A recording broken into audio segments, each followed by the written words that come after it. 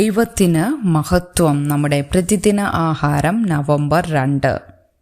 യേശുവിനെ അനുഗമിക്കുന്നത് മൂല്യവത്താണ്. അങ്ങനെ തന്നെ നിങ്ങളിൽ ആരെങ്കിലും തനിക്കുള്ളതൊക്കെയും വിട്ടുപിരിയുന്നില്ല എങ്കിൽ അവനു എൻ്റെ ശിഷ്യനായിരിക്കാൻ കഴിയുകയില്ല. ലൂക്കോസിന്റെ സുവിശേഷം 14 അധ്യായം 33 വാക്യം. മതവിശ്വാസികളെങ്കിലും അക്രൈസ്തവ കുടുംബത്തിൽ നിന്നാണ് റോണിത് വന്നത്.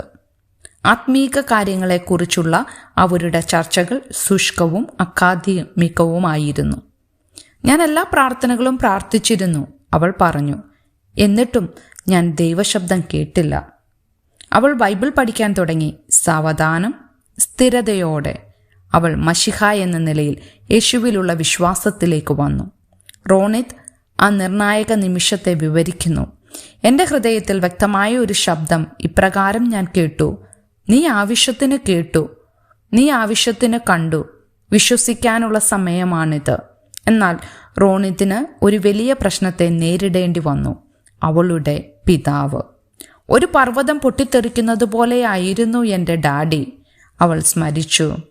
യേശു ഈ ഭൂമിയിൽ നടന്നപ്പോൾ ജനക്കൂട്ടം യേശുവിനെ അനുഗമിച്ചു. അവർ എന്താണ് അന്വേഷിക്കുന്നതെന്ന് നമുക്ക് കൃത്യമായി അറിയില്ല. പക്ഷേ യേശു ശിഷ്യന്മാരെ അന്വേഷിക്കുകയായിരുന്നു. അതു ചിലവേറിയതാണ്.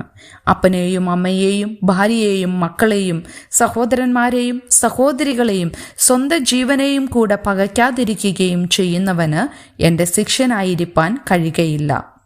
ഒരു ഗോപുരം പണിയുന്നതിനെപ്പറ്റി അവൻ ഒരു ഉപമ പറഞ്ഞു. ആദ്യം ഇരുന്ന് അത് തീർപ്പാൻ വകയുണ്ടോ എന്ന് കണക്ക് നോക്കുന്നില്ലയോ? യേശു ചോദിച്ചു. കുടുംബത്തെ അക്ഷരാർത്ഥത്തിൽ വെറുക്കണമെന്നല്ല യേശു അർത്ഥമാക്കുന്നത്, മറിച്ച് മറ്റെല്ലാറ്റിനേക്കാളും ഉപരി നാം യേശുവിനെ തിരഞ്ഞെടുക്കണം എന്നാണ്. യേശു പറഞ്ഞു, തനിക്കുള്ളതൊക്കെയും വിട്ടുപിരിയുന്നില്ല എങ്കിൽ അവന് എൻ്റെ ശിഷ്യനായിരിക്കാൻ കഴിയുകയില്ല. റോണിത് അവളുടെ കുടുംബത്തെ അഗാധമായി സ്നേഹിക്കുന്നു. എന്നിട്ടും അവൾ പറഞ്ഞു, എന്തായാലും അത് മൂല്യവത്താണെന്ന് ഞാൻ മനസ്സിലാക്കി.